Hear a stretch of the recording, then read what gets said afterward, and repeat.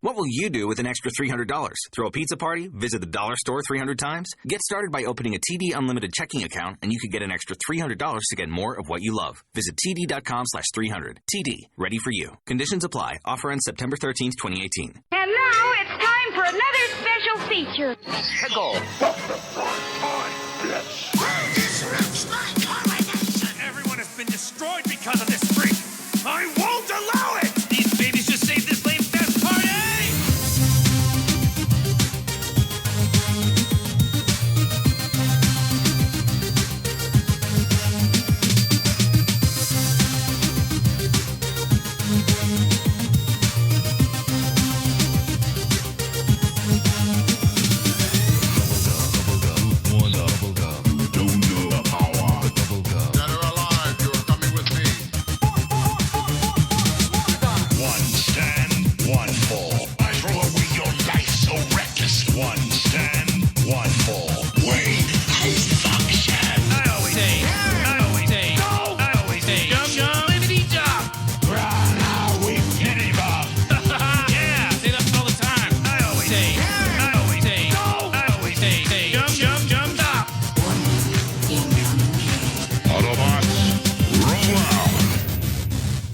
What's going on? You are listening to ThisWeekInGeek.net. I am your host, Mike the Birdman Dodd, and as we enjoy this sweltering heat wave in southern Ontario, I've decided to take a break from the rest of my crew, that being Tristan, Mr. Christopher himself, Alex the producer, and other folks who join me on this merry ship of stupidity. I've decided to take a look into the world of the internet, and if you will, internet television, mostly YouTube and elsewhere, and I got noticed this thing on Facebook. I'm friends with a number of different people, celebrities, and other people that you may or may not have heard of, but this person, I assure you, you've heard of, especially if you grew up in Canada during the 90s and the early 2000s. I'm talking about Ed the Sock, and this kind of caught my attention. I'm going to be talking with Leanna and Steven Kirshner, and these guys are the people behind the FU Network, which is the Indiegogo campaign, which aims to bring back the kind of television that I grew up on, the stuff that was stupid, ridiculous, although really entertaining and infotaining, if you will, to kind of give you an insight into what we're going to be talking about today. These guys are running a 30-day telethon, so to speak, to kind of raise money. They're aiming to raise $35,000. As of this recording, they're raising, I think they're just a little over $10,000 or close to $11,000 either way, with just a little over 2 weeks to go. I think these guys are likely going to hit their goal and bring us back some irreverence that, believe me, in today's political climate, my God, we need this in the worst way. So without any further ado, I'd like to welcome Ed the Sock himself and Leanna to the show. Hello? How's it going, Ed? Good. I wasn't sure if you wanted to talk to me or you wanted to talk to Kirshner. We can talk to anybody you guys wish, because you know what? I think they wanted to talk to me as well, Ed. Dude, no one wants to talk to you. If they have the choice of me or you, they talk to me. Look, if there's any questions specifically for me, ask me. Otherwise, I'm going to leave it to Ed. This is a very crowded interview. I know, we're doing this all in a very small booth.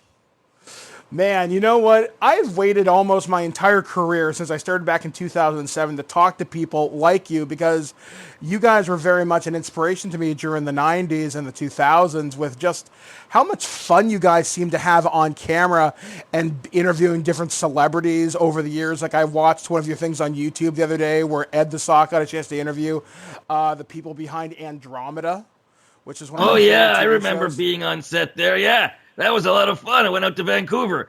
I also, at the same time, did an interview with my friend Rainbow Franks on the set of Stargate, and I wore a pair of robot pants.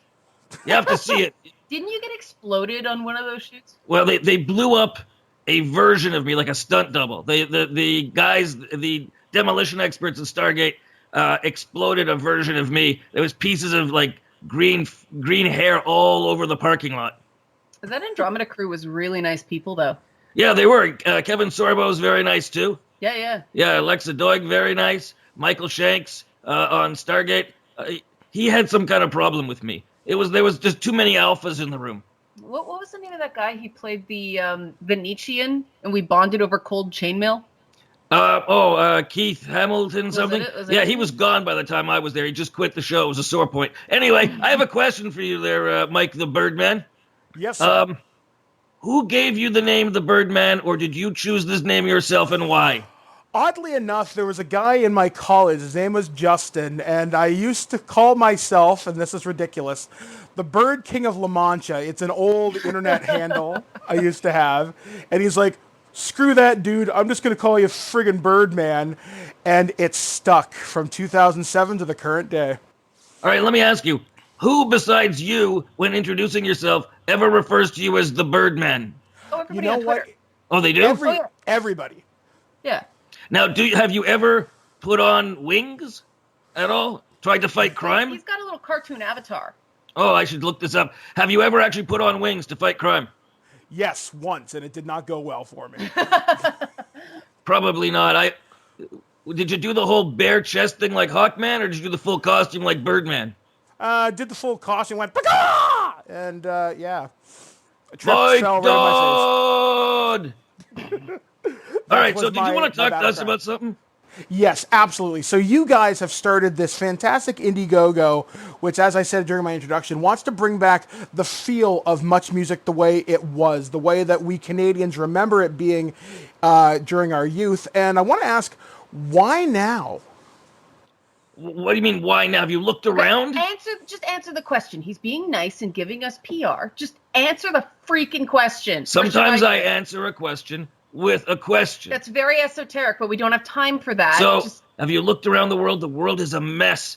Everywhere you go, you can't go. Social media is like a hydra. You cut off one a-hole, two more take its place. You've got nothing on cable news. It's all people yelling at each other. There's nobody can take a joke anymore. There's crazies on the right, crazies on the left. We need our own little Wakanda on the internet where people can go and know they're not going to be attacked. They're going to find stuff that may be pointed, topical, and timely, but also fun. Now, I've noticed that you guys want to produce a number of different shows for the FU network. Which are the ones you guys are looking most forward to producing if the Indiegogo ends up being as successful as you guys hope it to be? Why don't you go on this one? That's a tough one. I mean, obviously the gaming stuff is close to my heart, and there's a lot going on. One is an indie game show. I just talked today to somebody about a retro game show, which I'm a big fan of. Ooh. So yeah, would be that good. excited me. Yeah, it's amazing how much those old games hold up because they were just like really solid design. They couldn't wow people with graphics and, oh, here's a new waggle mechanic, right? So they were just really solid and they hold up and anybody's computer can run them. So that's really exciting to me. And of course, Lady Bits, the show that was sort of like a test case for all this stuff, shooting in 4K. But then we've got discussion shows like Hey Ladies. Hey Ladies, which is a counter programming to stuff like The View and The Talk and The Vomit and all those shows that are like, women sitting around in their living room. Well, this is more the way women talk when they're out at a bar.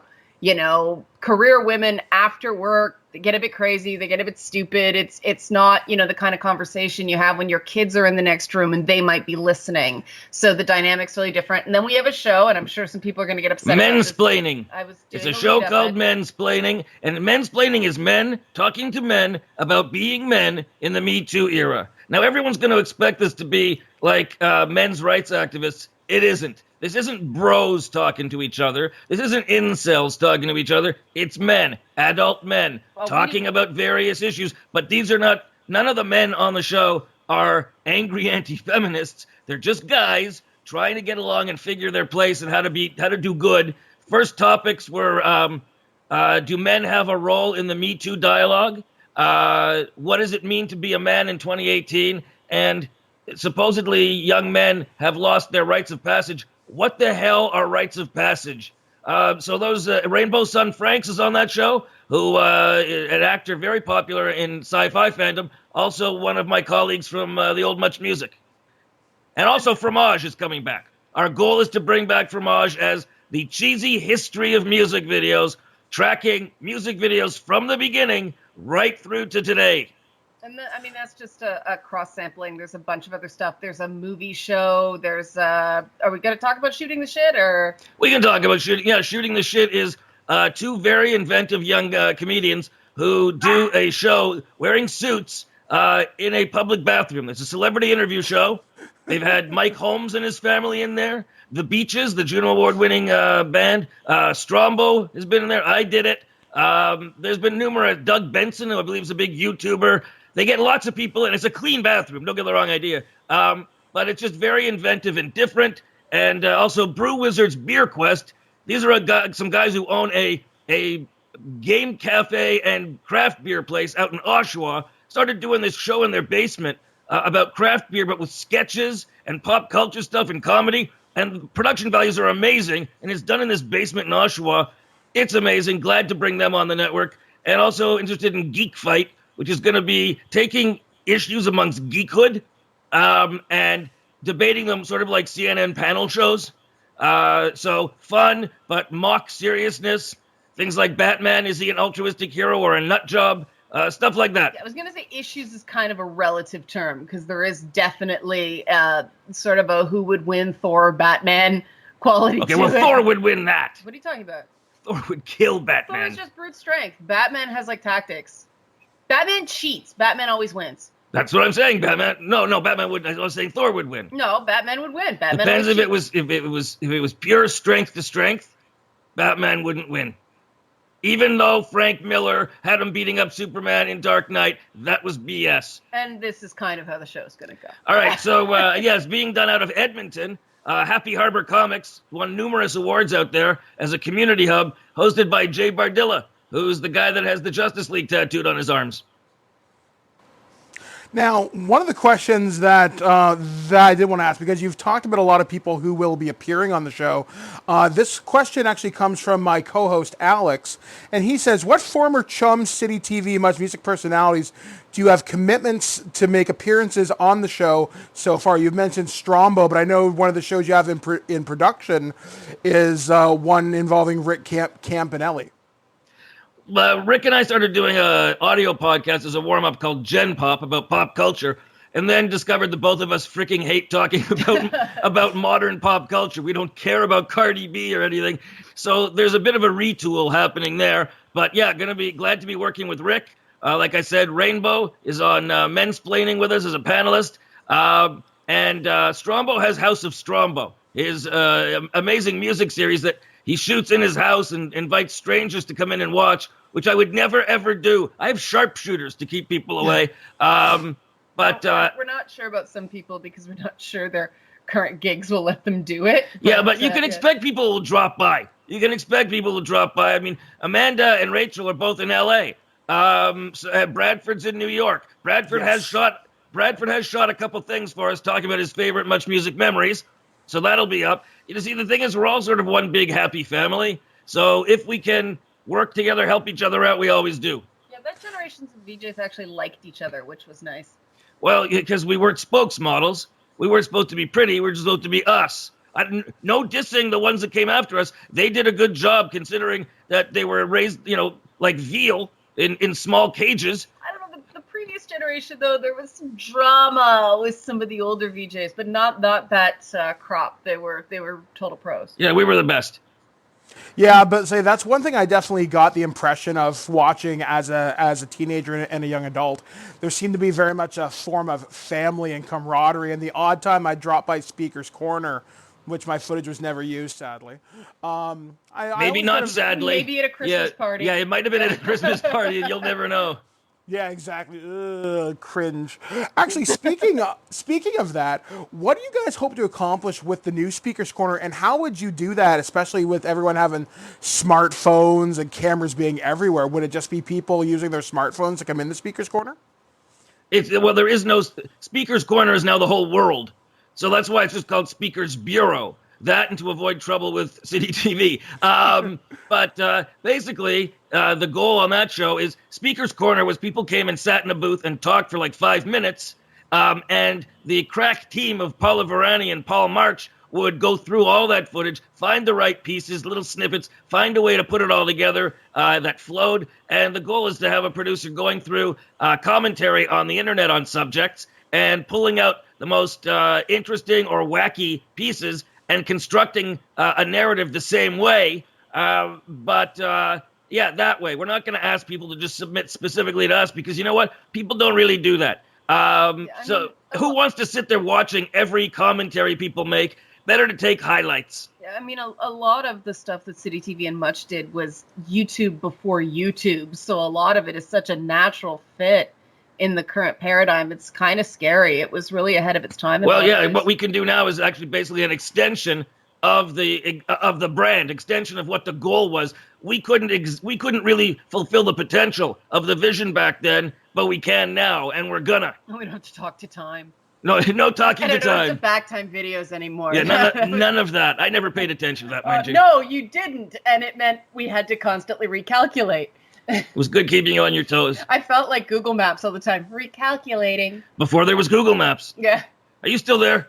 Yes. Now, one of the other questions that I had from my producer, Alex, is he wanted to know what programming, if any, do you have the rights to stream from your back catalog? Pretty much all of it. Yeah. That is fantastic. Well, here's the thing. I can't stream previous Fromage because there are so many pieces of music in it. The argument can be made that it is a program of criticism and review. The problem is you don't get the chance to make that argument because you as soon as you upload it, before you even show it to anybody, all these copyright things come through through the algorithm before you can present it, and it says it won't let you show it. That's why if you want to get Fromage, like the old classic episodes, you have to contribute to the Indiegogo because there's a level on the Indiegogo where if you contribute, you can get DVDs or digital downloads of the preview of the classic lost Fromage episodes. Now, let's talk about the Indiegogo. What are some of the perks that are currently being offered? Well, you can get a phone call from me. I can call you or anybody you choose, except for somebody like not a prank call. So you can get me to call you. You can get me to call your friend, your girlfriend, your boyfriend, your grandmother. You can get the DVDs, as I mentioned, or digital download. There's Ed the Sock Socks for the first time ever. Ed the Sock Socks. Everyone today is wearing colorful socks. Ed the Sock Socks. Not necessarily on their feet. They'll wear them on their feet. And if they wear them elsewhere, I don't wish to know. Ed the Sock Socks, as well as get to come to a party, a rap party. Me and Leanna will be there. That'll be happening after the Indiegogo is done, mid-July. There's also the possibility to, depending on the level you pay at, you can get an actual Ed the Sock. I shed my skin like a snake every couple of years, and you could win one of my previous shells, so to speak, or one made from in the very same place. That's kind of creepy in a Silence of the Lambs kind of way. Yeah, you put the lotion on the cotton. Yeah, you could win that. With the fabric softener on its skin. You don't go there. So there's lots of stuff. You can get a photo mailed to you, a photo of me mailed to you with a personalized signed insult from me to you. Remember when you used to get excited about getting stuff in the mail? It was special. So we're gonna put this actually in the mail. You wait for it and you'll actually touch it. So there's a bunch of perks in there. There's probably more, but there's lots there. And the biggest perk of all is you're helping to bring back sanity. I'm trying to bring senseless to the senseless, or senseless? I'm trying to bring sense to the senselessness. Leanna has been doing that on her channel for a few years now and has had great success in taking a wild, untamed audience of gamers and turning them into people who know how to have a dialogue. Wild. No, but they have a good dialogue now. They're respectful. They're intelligent. They know how to. Just people. I'm talking about I'm not talking about all gamers. I'm saying there was a section that was a bit wild and woolly, and you managed to show that they had a good core and were capable of better than that. So we're going to do political shows like FU Politics and America's Hat, which is Canadians talking about American politics. FU Politics is pundit-free dialogue about politics. There's going to be lots of stuff, but it's going to be the kind of political talk you're looking for, where it isn't just people who represent certain parties or candidates coming on to yell at each other. It's people who are willing to give and take and have a dialogue that's actually a dialogue and fun. Everything has to be fun on Fun, the FU network, because once you stop being able to laugh about something, you start to become insane. And I'm tired of the insane outrage out there.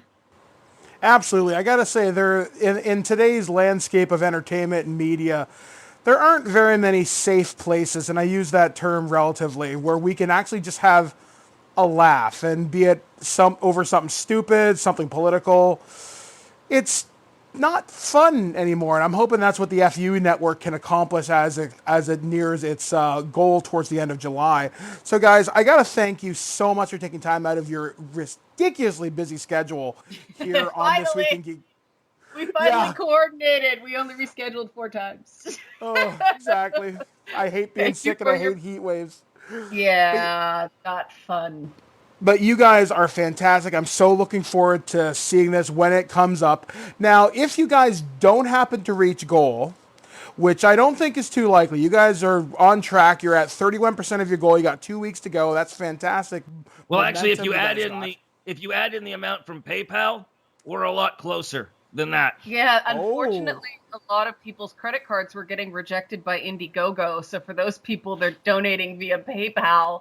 That is an unfortunate thing about it happens on Kickstarter the same way, but Indiegogo, they get immediately rejected, and with all the childhood trauma and like rejection that comes with that. But enough about being a geek. But yeah, so we're kicking along, but it's flexible funding. So yeah, even if we don't reach the full goal, whatever we reach, we keep. It's not like Kickstarter. If you don't reach it, you get nothing. Whatever money has already been pledged, that money we're going to get. So people don't need to be afraid that, well, I don't want to give because it's not going to get there. Whatever they give will be put to good use. And if you want to go, you can pay PayPal or Indiegogo at funetwork.tv. And if you go there, you can also see previews of some of the new shows we're talking about. But the campaign is the only way to get the campaign is the only way to get the cool stuff. So like, don't sit on your butt and not donate. Yeah, you want to get some of these perks, the Head to Sock socks, the fromage stuff, the phone call from me, stuff like that. You got to go and pledge and do it now, because I know you're going to say, I'm going to do it later. Then you forget. And then you feel like crap afterwards because you missed all this opportunity. You missed the chance to be part of something bigger than you. Do it now. You're at your computer. Do it now. funetwork.tv. Just do the little click there, PayPal or Indiegogo, and you will be contributing to building our next Canadian media. Absolutely, guys. So like they said, please go check this out. This is a chance for us to bring back a piece of our childhood, which, believe me, we sorely need right now. Much music and its irreverence needs to come back. The FU Network stands to be that now. Because like I said, my God, do we need it. But anyway, guys, like I said, thank you for taking time out of your ridiculously busy schedules to join us here on This Week in Geek. Hey, thanks for having us there, Mark. Was that his name, Mark? Mike. Oh, whatever. Birdman. Oh, yeah, Birdman. Thanks for having us, Birdman.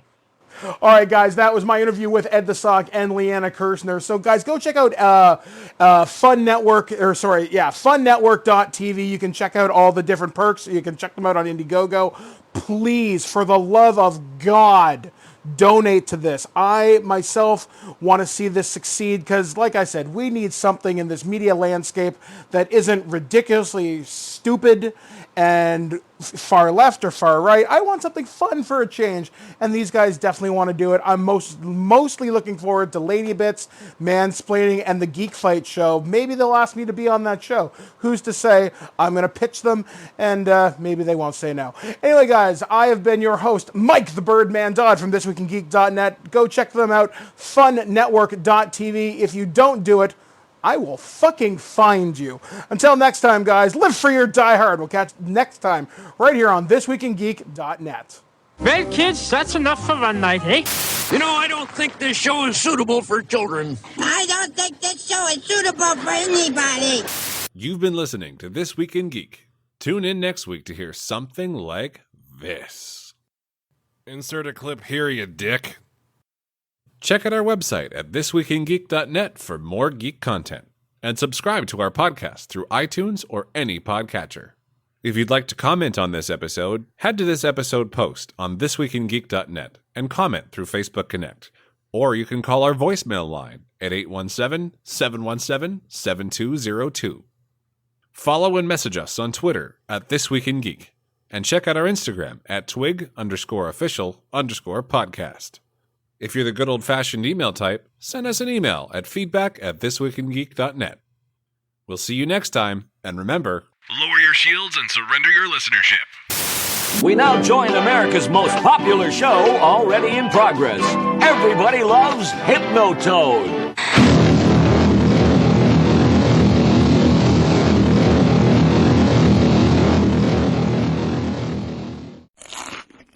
Hear that? It's the sound of ATM fees taking a bite of the things you buy with your cash.